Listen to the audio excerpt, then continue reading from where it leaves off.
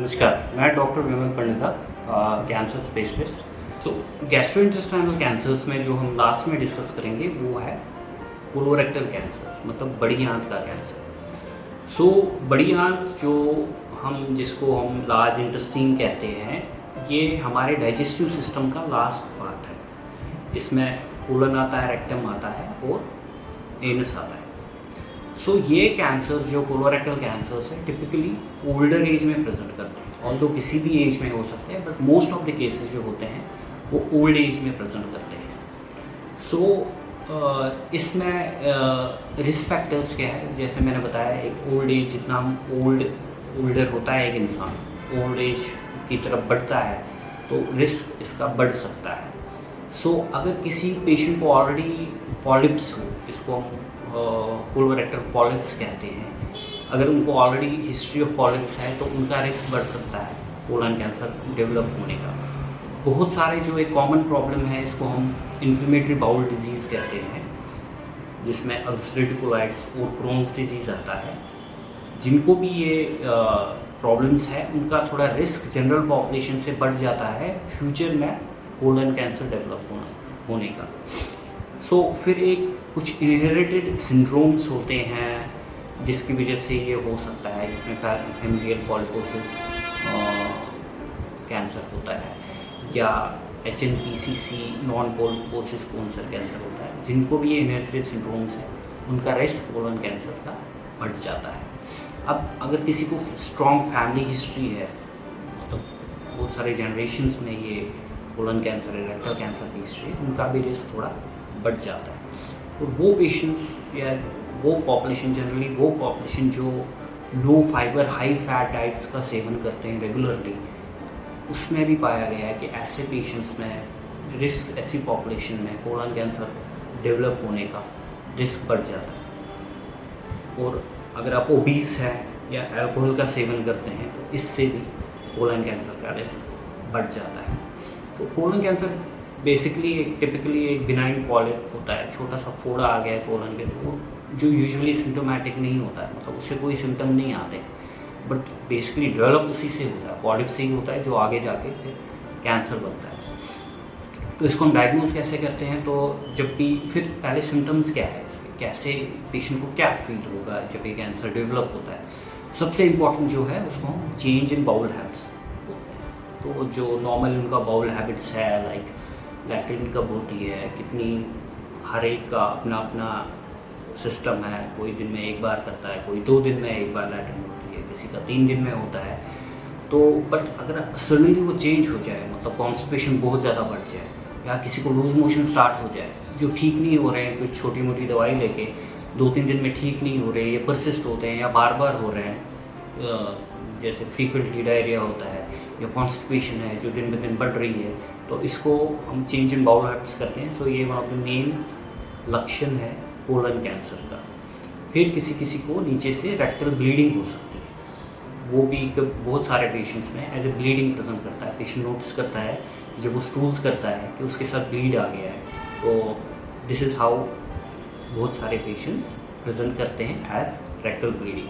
तो किसी को पेट में अचानक से क्रैम्प्स होने लगते हैं, पेन होते रहते हैं, तो थोड़ा सा ठीक हो गया फिर से हो रहे हैं, क्रॉनिकली हो रहा है, ये हो रहा है, क्रैम्प्स हो रहा है, पेन हो रहा है पेट में, तो उससे भी है। तो बहुत सारे पेशेंट्स में वीकनेस डेवलप होती है, टायर्डनेस डेवलप होती है, ये भी एक कैंसर का लक्षण है। और काफ़ी सारे पेशेंट्स में वेट लॉस हो सकता है। सो ये मेन लक्षण है जो कोलन और रेक्टल कैंसर प्रेजेंट करता है आपसे। तो फिर हम डायग्नोज कैसे करते हैं, तो जैसे हम अपर GI कैंसर्स लाइक इसोफेजियल और गैस्ट्रिक कैंसर में एंडोस्कोपी ऊपर से डायग्नोज करते हैं, तो उसमें नीचे से हमें एंडोस्कोपी करनी होती है, जिसको हम कोलोनोस्कोपी कहते हैं, सिग्मोइडोस्कोपी, कोलोनोस्कोपी, जिससे हम एक ट्यूब डालते हैं नीचे से, उसमें कैमरा लगा होता है, ये पूरा विजुलाइज करता है, बाउल प्रिपेयर करने के बाद पूरा विजुलाइज करता है एंटायर लेंथ। एक कोलन बहुत बड़ा ऑर्गन है, बहुत लंबा ऑर्गन है, तो इसको पूरा लेंथ देख के, पूरा विजुलाइज करके देखते हैं ये कहाँ पे पॉलिप है, कहाँ कैंसर डेवलप होता है। जहाँ पे भी हमें एबनॉर्मलिटी लगती है उसका बायोप्सी लेके फिर डायग्नोसिस करते हैं। कुछ ट्यूमर मार्कर्स भी होते हैं जो कुछ पेशेंट में बढ़ जाते हैं, तो उससे भी थोड़ा हेल्प मिलता है।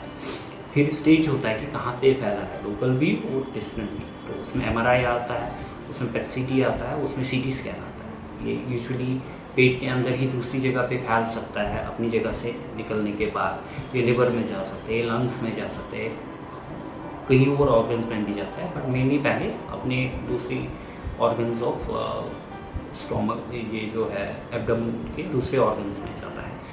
तो ये सारी चीज़ें करके कोलोनोस्कोपी, बायोप्सी और इमेजिंग, इसमें CT आ सकता है, MRI आ सकता है या तो फिर हम इनको स्टेज करते हैं ऐसे पेशेंट्स को, फिर उसके हिसाब से हम ट्रीटमेंट प्लान करते हैं। तो यूजुअली रेक्टल कैंसर्स और कोलन कैंसर्स में थोड़ा सा डिफरेंस है मैनेज करने में। रेक्टल कैंसर्स में रेडिएशन का बहुत ज़्यादा रोल है, जबकि कोलन कैंसर्स में उतना ज़्यादा रोल नहीं है। तो कोलन कैंसर्स मेनली जो initial most of the patients में होता है, अगर वो लिमिटेड स्टेज में है, फैला नहीं है, उसमें पहले हम सर्जरी करते हैं, वो part of the colon along with जो normal healthy part of colon है उसको रिमूव करते हैं ताकि कैंसर निकल जाए। उसके बाद डिपेंडिंग ऑन कि क्या रिपोर्ट आता है कि इनको कीमोथेरेपी देना है। कभी कभी किसी पेशेंट को काफ़ी अर्ली स्टेज में कीमो की ज़रूरत नहीं पड़ता है, ऑपरेशन काफ़ी सफिशेंट होता है, या किसी को 3 to 6 मंथ्स के लिए कीमोथेरेपी देना होता है ताकि जो रिस्क होता है वापस आने का, रिलैप्स होने का, वो कम से कम हो जाए।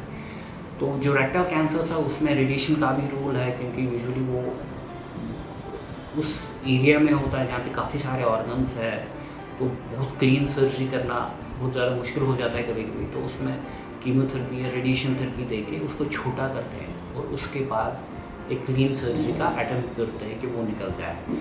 तो अगर यही कैंसर्स थोड़ा सा डिफरेंटली मैनेज करते हैं, कोलन एंड रेक्टल कैंसर्स, तो उसके बाद अगर यही कोलन या रेक्टल कैंसर एडवांस स्टेज में, काफ़ी सारे पेशेंट्स हैं जो एडवांस स्टेज में प्रेजेंट करते हैं, लाइक ऑलरेडी फैला है, लिवर में फैला है, लंग्स में फैला है, तो उसमें बहुत ज़्यादा नीचे सर्जरी करने से कोई ज़्यादा फ़ायदा नहीं मिलता है। तो उसमें हमें सिस्टमिक ट्रीटमेंट देना होता है, लाइक कीमोथेरेपी है, टारगेट की थेरेपीज़ है, इम्यूनोथेरेपीज़ है, जिससे ये कोलन कैंसर्स हम कंट्रोल कर सकते हैं, पेशेंट की लाइफ बढ़ा सके। पहले हम देखें जब हमारे पास इतने एजेंट्स हमारे पास नहीं होते थे, तो यूजुअली 8 to 9 मंथ्स इनका सर्वाइवल होता था जो स्टेज 4 में। आजकल हम देखें 2.5 से 3 साल सर्वाइवल हो गया है, बिकॉज जो मॉडर्न कीमोथेरेपीज़ है, इम्यूनोथेरेपीज़ है, टारगेटेड थेरेपीज़ है, वो बेटर है। उनसे पेशेंट को कंफर्ट भी मिलता है, उनकी उम्र भी बढ़ जाती है because of this modern treatment. तो बेटर ये है कि जैसे ही आपको लग रहा है कोई सिम्टम्स ऐसे आ रहे हैं जो मैंने ऑलरेडी डिस्क्राइब किए, वो जल्दी से अपने डॉक्टर के पास जाएं, उनको बता दें कि ये ठीक नहीं हो रहे हैं, बढ़ रहे हैं। तो उसमें चांस होता है कि हम अर्लियर स्टेज में प्रेजेंट करें, अर्लियर स्टेज में हम डिटेक्ट करें, डायग्नोज करें, और फिर जब प्रॉपर ट्रीटमेंट हो जाए तो वो उसमें पूरा लाइफ लॉन्ग ठीक होने के चांसेस बहुत ज़्यादा होते हैं और आप क्योर हो सकते हैं कोलन या रेक्टल कैंसर से। Thank you sir.